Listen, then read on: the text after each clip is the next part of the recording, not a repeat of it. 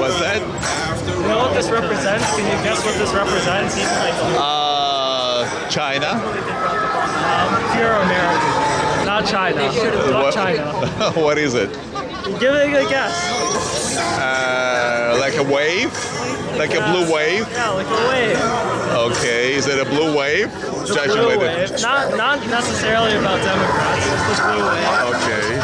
Yeah. And blue wave coming over, global warming, iceberg. Yeah, exactly. Yeah. Okay. Global warming, capitalism is being pushed to the brinks right now, right? People are getting screwed over, and everything's kind of pushing people right to the brink, where you can't see anything anymore. I see. So you're saying that it's the fault of capitalism that things like that are happening, is that right? Everything, people, I think civilization is in this weird mode where we're born as humans, where we're supposed to communicate one-on-one in like a tribal setting. In a large civilization of millions of people, we had to invent policies, laws, and stuff like that. We had to trust each other that we'll follow them or enforce that they will. Enforce is more like it, yes. Yeah, okay. Oh, but sorry. no, you're good. It was just like, if you can't... But because policies are, random things people kind of make up, everyone can be pushed in a certain direction. With millions of people being told we need to go a certain direction, yes. You can push it to major extremes. Capitalism is the only way. Socialism is the only way, right? We should, this represents everything kind of pushing to the brink, where you can't see clearly what people are trying to say. Manufacturing first, deregulation. If we keep going in this direction, we'll never be able to go back. So, what are you advocating? I'm a little bit confused. I mean, let's start with anarchy. No, kidding. Anarchy. I'm kidding. Okay. I'm not trying to advocate for anything. Raise awareness. Raise awareness. We're trying to raise awareness. I'm kidding. This is just my friend's painting. Okay. So. Elliot, it's your $35 painting. Thank you. Okay, no more, no less than that. We started getting deep into the deep meaning of this painting. It represents the blue wave, and maybe it represents global warming thing, or maybe it's a melting iceberg. So, but then we got into capitalism versus socialism, and the social construct, and then you came over and ruined the whole thing. And then I was like, oh, this painting, I paid $35 for this painting. You just want to sell your painting. You're a great guy. I would sell it again if I could flip it. So. Sure, but is it a blue wave or a red wave? Well, it depends who's going to win. Are you colorblind? So if Harris wins, you're going to get more money because it's a blue wave, right? Exactly, yeah. Even though it doesn't look like a blue wave per se at this point, but if she wins, I guess you get a better chance of fetching more money. Like mountains. It can be whatever you want to be. You pay $40. Well, my wife collects paintings. Yeah. She likes paintings. She likes art. I'm sure she would appreciate this more than I would. You appreciate it more than $40? I think I would appreciate $40 more, actually. Like $80? Story, So, but what's the social construct? Socialism, capitalism? Because now we're talking pure capitalism. Somebody is trying to sell the products of his labor. Exactly. I mean, pure Marxism, right?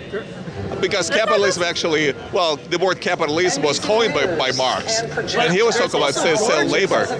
Georgism is all about, no tax on anything but the literal value of the land, not on productivity, because that's a feudalistic society. If you were to extract rent from people's productivity, United States is a feudalistic system where you extract rent from developing. You would not call it. Oh, he won North Carolina. Okay. Virginia was Trump probably won. Virginia was looking red for a bit. So it seems like he's going to be our next president, no? Honestly, I feel like the people in each administration are the exact same. Or like how can it be the same? I mean, just what I like to say is the most important thing in anybody's life is just that, human life, okay? So human lives are taken in totality when a war is being waged. Sure, sure. When Trump was the president, how many wars did we have? Like major conflicts in the world? None, exactly. So then policy changed because Biden became president. He annulled all or most of the Trump's policies. And we got involved in a conflict that is close to taking about 1 million lives. I mean, Ukraine alone took away close to, 700 or so between the two sides. Do you think Trump will end all of those wars? It's so easy to do it. But forget about ending. I mean, they would not have started in the first place if Trump got re-elected for the second term. Right? So when you say that there's no... prevent it, right? Well, stop the bleeding, right? Well, yeah, exactly. And Reagan is the best example of how to do it. I was born and raised in the USSR. Thanks to Reagan, I'm here. By the way, I'm in the United States of America. So when you say that there's no difference in who gets in the White House, I respectfully disagree. There's a huge difference, huge fundamental difference. What's that? I have a very present mindset, which is like I don't look that much in the past. Like there's the 2008 recession, but who are you going to blame? You're going to blame Bill Clinton for his policies, or are you just going to stop, fix the current problems, and move on? You know, there's only so many times that you can learn from history, learn from your mistakes, and not repeat them. So it seems like history likes repeating itself. It's not the history, it's the people. I mean, history is people. I mean, literally, one person. If you want to stop the wars from happening, right, you have to learn from the previous mistakes. Biden's mistake was, retracting the Iranian agreement, not appeasing Putin so he wouldn't invade Ukraine, right?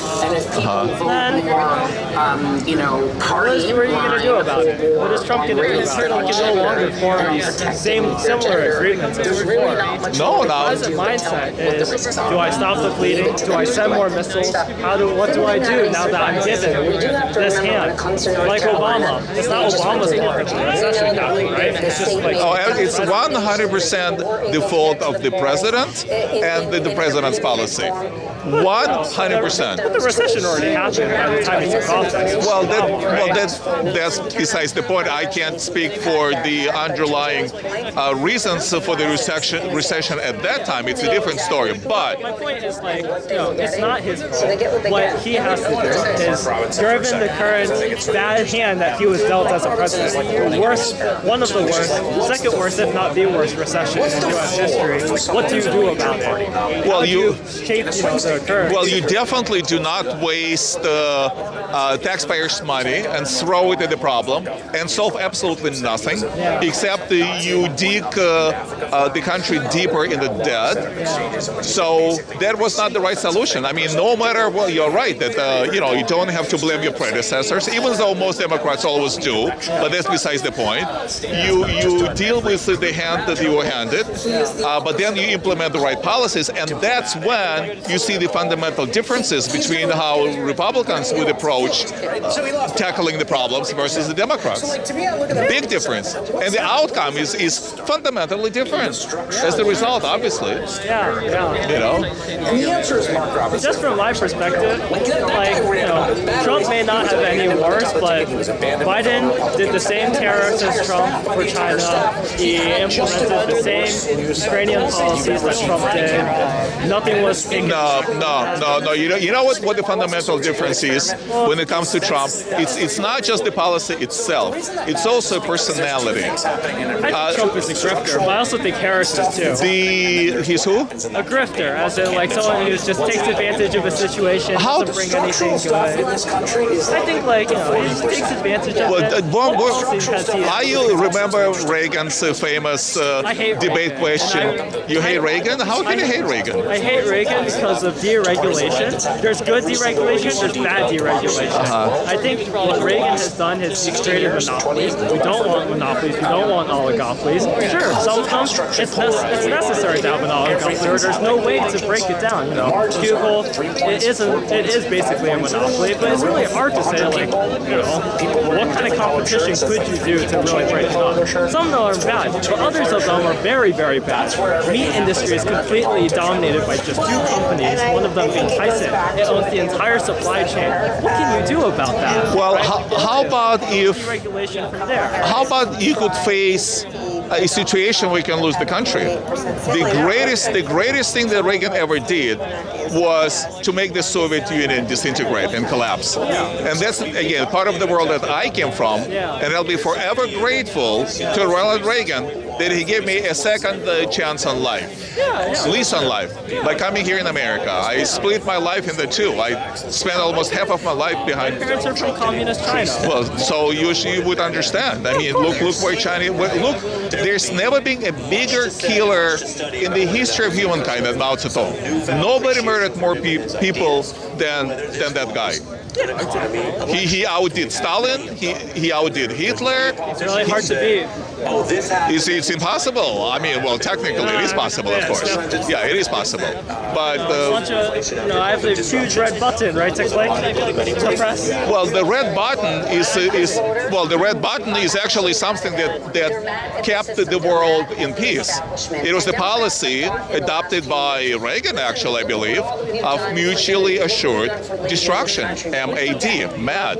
You know, Putin is offering the same thing. If the United States gets more involved. Putin is offering death and destruction. Putin is a new imperialist. How do you negotiate with a tiger when your mouth is in his head? You don't. So use Mao Zedong, you know, your former country's leader, power comes from the barrel of the gun. And all dictators understand only one language, and that's the language of power and threat. If you don't do that, oh my God, of course they'll take over the world. Of course they'll kill, as they did in the past, hundreds of millions of people.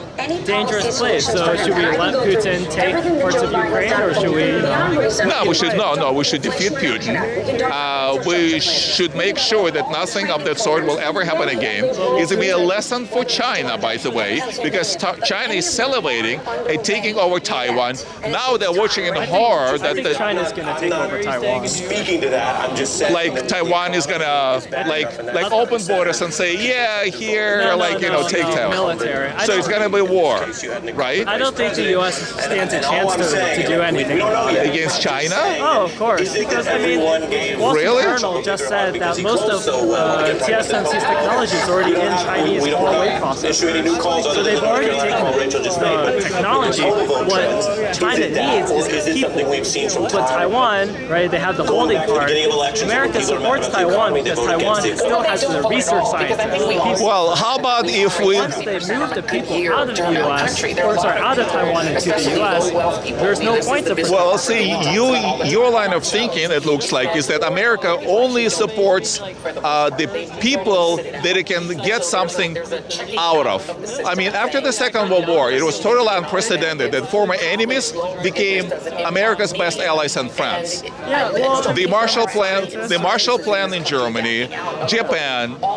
MacArthur spent 13 years rebuilding Japan, our former enemy, arch enemy. So we support Taiwan foremost because it's a democratic country, and we're concerned about human life, and we're concerned about human dignity. It's different. Like, Marshall Plan's great because it helps subsidize a lot of new reindustrialization and war-torn countries, right? But if you're going to talk economics, it's very different, in my opinion, because China's a closed economy. They ensure that American products don't enter China, while China mass exports out. Well, it exports only because we buy it. We stop buying. What's going to happen to China? It's going to collapse. We advocate.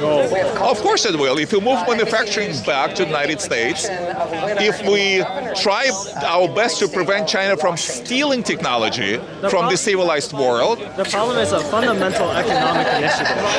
The United States economic policy is open trade, right? Yeah, exactly. China's is a closed economy. Yeah, that's true. They don't they don't import anything. They ensure they don't import anything because they're trying to protect their own economy. So the only way the U.S. can survive is also by not importing anything from China. So what you'll have are very closed economies. And you see this with Saudi Arabia as well. If you ever go to the Middle East, it's a very similar situation where it's a very socialist country because obviously it's oil money, it's a maintain the social contract with the people. They give free money to people and subsidize a lot of things.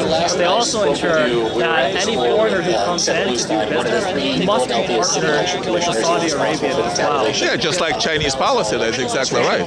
Yeah. But if the U.S. wants to ensure their economy stays afloat, the only way open trade policy works is if everyone follows open trade. But if other countries don't do open trade, then you can't do open trade yourself. Well, I agree with you. And when did it all happen? It all started with Clinton, another Democrat, who allowed China to enter World Trade Organization some 20 years ago, and then opened Pandora's box because China was supposed to follow the WTO's rules, but it never did, and there was no repercussion, and that's the problem. But do you think Trump will fix that? Oh, Trump, of course Trump will fix it. He started fixing it. Oh, absolutely. Oh, Biden, oh my God, Biden got rich through his son by doing the shady deals with the Chinese communists. What about the actual policy? The actual policy is very simple. I mean, Trump knows exactly what needs to be done. He started doing it. Tariffs. Biden's policy, there's no policy. There was The Inflation Reduction Act injected a lot of semiconductors into my home state of Michigan. It also injected my family as a military family. It's also our family. For Chrysler, with the military. And pictures of being in a tank. awesome. Very American. Love military. That's what keeps us safe. My mom hates it and she works for it. Well, she hates what, the military? Of course she hates the military. You know, a Phillips screw costs $3,200. Why? Government. I agree with that. Government overture. What is it? It's the military-industrial complex. So what do you support more? Politicians that are being paid, or do you support the military? I would absolutely support military. Always comes first, no doubt about it. It's tied together, though. Well, in some ways, yes. I mean, Biden is the best example. If you want to spend less in the military, and in fact, my mom complains. You know, if you're paying $3,200 for those screwdrivers or for those screws, right? You can't replace those screws with regular screws that are 10 cents. You have to get it from one supplier. That's horrible. What if we're invading China one day? Hypothetically. Right. We want any kind of screw. But if we can only source from there, we're going to be bankrupt by the time, right? Because we can only get screws from one supplier. We can't get it from any. I agree with you. And so Bring manufacturing to the United States, 100%. I'm with you. No. it's not just manufacturing. You know, if you're in Korea, right, you're preparing to stage your conflict, you want to get those screws from Vietnam, which is closer. You don't want to get it from America. American labor is very expensive. You know, you can go to China. It's not just like labor expenses, but they're much better at already automating processes. People don't remember how to do industrial manufacturing anymore. Kids don't go into it. For like actual supply chain seasons, if you can bring your manufacturing closer to the war effort, that's much better. And finally, if you want to reduce your war deficit as much as possible, you need to deregulate, right? Just like what Trump said. I agree with you 100%. We're on the same page. That's not what the military advocates for. That's not what Trump advocates for. Trump advocates, no, I want to spend more money, which means there's no incentive to actually just take away those policies. Same with Biden. There's no incentive to say, let's reduce military. Obviously, we're spending more for Israel. Well, we're talking about two different issues. One thing is spending more on military. That's one side of the coin. The other one, of course, is making the military products cheaper and more competitive. So there are two issues that we're talking about. Is it two issues though? Yeah. Fairly interlinked in my opinion, because it's all one incentive system. It's all one incentive system to make sure that companies get profitable.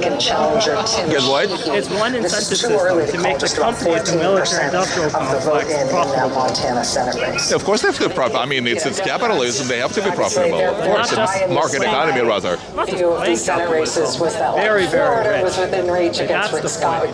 There's nothing wrong wrong with being rich.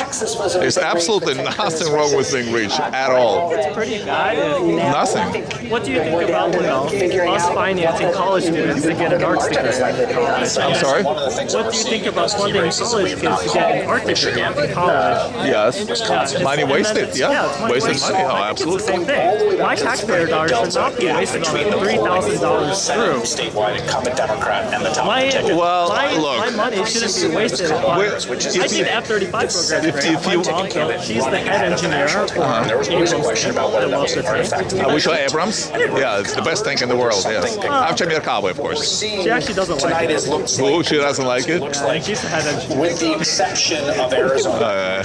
But lots of things like it's going to outperform the I didn't say it's perfect. There are a lot of room for improvement, but Trump is the right person for making all these positive changes. That's for sure. I hope that's the guy you voted for. Absolutely. Good. I think he wants to be a No? dictator. No? What, you voted for Harris? Well, I voted for Harris because my view, even if you disagree, is the policies they will do, no matter who is elected, will be the same. That's my thought. Well, I sort of made my point. I guess I failed.